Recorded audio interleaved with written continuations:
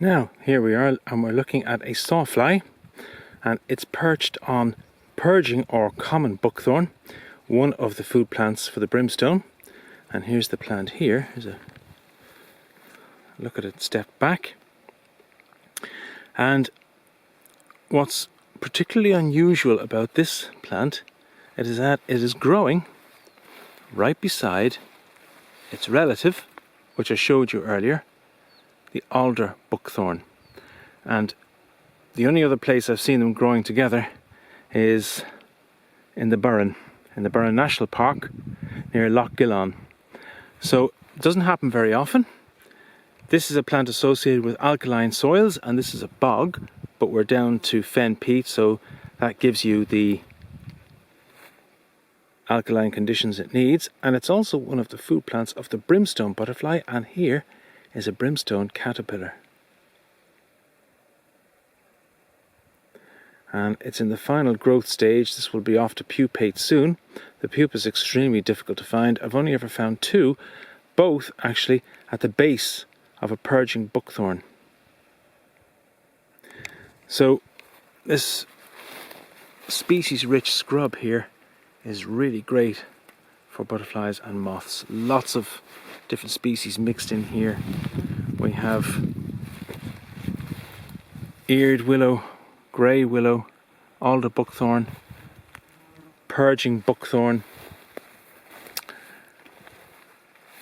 There are birch, there's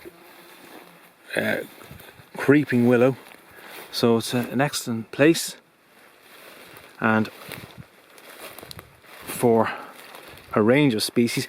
And it's important because a large number of our moths breed on trees.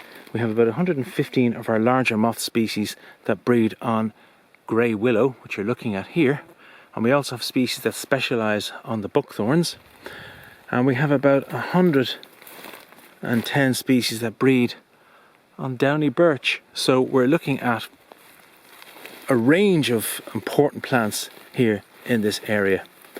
And if I'm just looking here at this purging buckthorn, you can see it's been fairly well chewed, and that could be due to brimstone. It could also be due to some moths as well.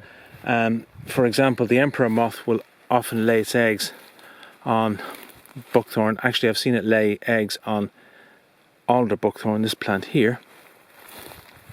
So the food is much appreciated, and this ride is quite open, so it has a lot of devil's bit scabious, and because of that it has the marsh artillery as well. So you've got species like brimstone, which are scrub breeders, along with marsh artillery, which are grassland breeders, cheek by jowl, side by side. So when you get these habitat mosaics, you get a representative group of species that typically represent other habitats occurring together. So it's important that these important mosaics, such as this one here in Lullymore to Lullybeg, it's a corridor linking both areas, as you can see. It's important that these are retained and remain undeveloped and are left to nature and for people to enjoy. And as you can see, the area is managed, scrub is cut during the winter months to keep this important wildlife corridor open. So while the more dramatic butterfly species aren't showing themselves yet, there's still a lot of beauty around, and it's wonderful to ramble in areas like this where there's no sound of aircraft, no traffic, just quiet, peaceful, just unbothered by civilization. And we need places like this.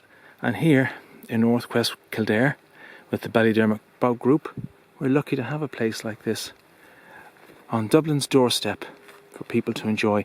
And actually it gets quite a lot of visitors who are here to enjoy the butterfly and moth species, and in the winter the bird species like the whooper swans that roost in a lake that's just 300 or 400 yards to my left here. Now, it's a wonderful place, very peaceful, very quiet, and rather unique. A habitat of scale to support species that are in trouble in the general countryside, especially the intensively farmed areas. So we just need more and more of these areas to be protected and preserved for nature, for people, forever.